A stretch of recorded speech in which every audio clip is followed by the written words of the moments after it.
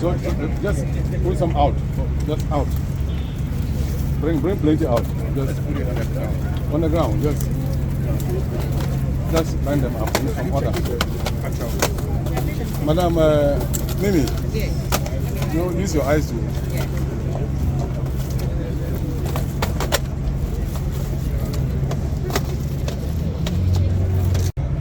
In as much as we are interested in facilitating trade in this country, we will not allow Ghana to be safe havens for opioids.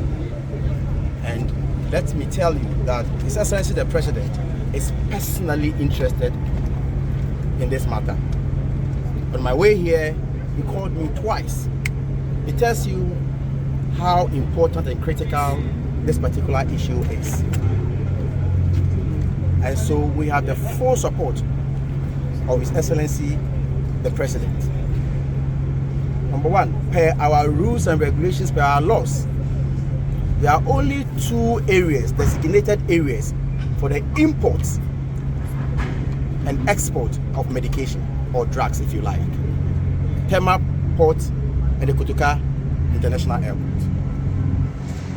Drugs are not imported through our land borders.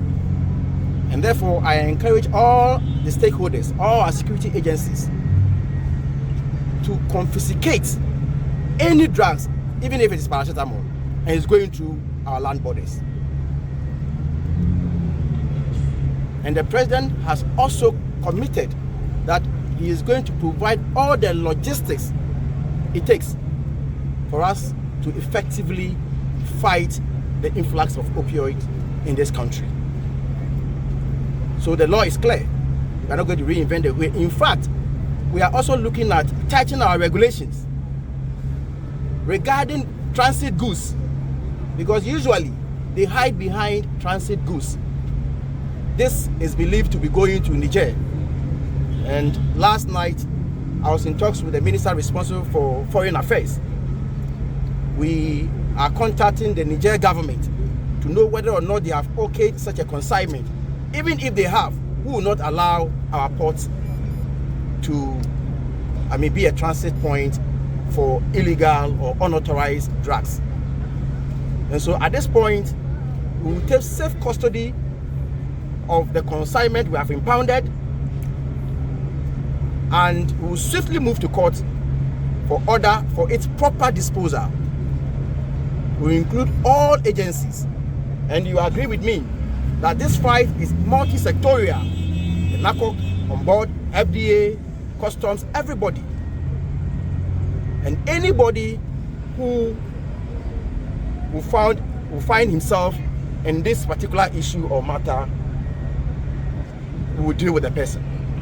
I've asked the whereabouts of the exporters or the importers, and very soon I'll be updated on their current status.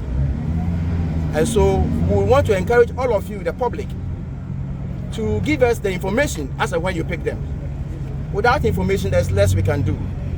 We will do our best. The logistics will be provided. We will open our eyes. But we encourage you to also give us the tip-offs.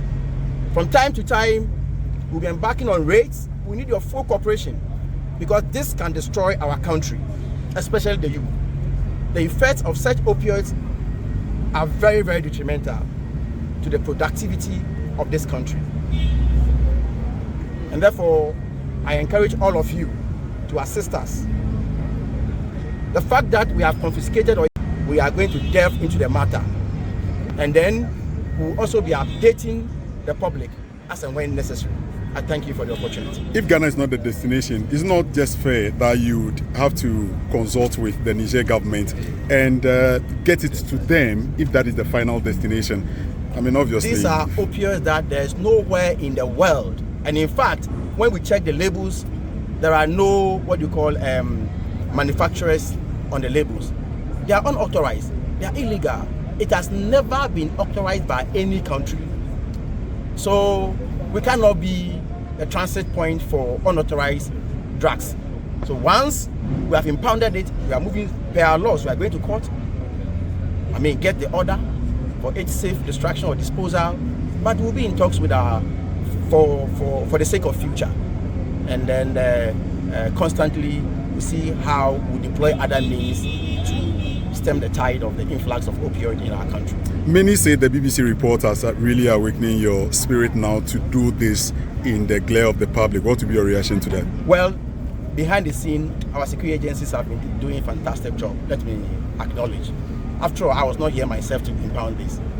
We have the NACOC on board, we have the FDA on board, the customs, they are cooperating. Except that it needs that political drive. They themselves cannot call a press conference. If, FDA will talk, they will seek the clearance from their minister or any higher authority. And so it doesn't mean that they were sleeping on the job. But I can agree that it has also, awakened all of us to develop more interest, to the extent that the president himself called for a meeting on this matter. And as I've already indicated, on my way here, he's already calling for updates. And he's already engaged his colleagues, head of state in the sub-region on this particular matter.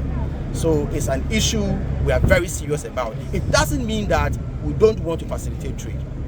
Therefore, henceforth, we'll be very, very, very, very keen on transit goods.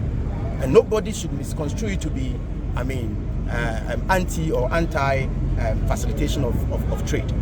It is for the interest of the nation. Lastly, what could be the cost of these consignments we're talking about here? Well, I'm told it's around 20 million, okay? I'm told the value is around 20 million Ghana cedis. Yeah. Thank you very much. About the importer at the moment, as I speak to you now, is scanty, but it is not difficult to assess. And from here, we are going to delve into that as much as possible. Because the person is not a Ghanaian, because, Ghana is not the final destination, it has to do with diplomacy as well. So we have to handle it as such. But we will not relent on our oars at all. Thank you.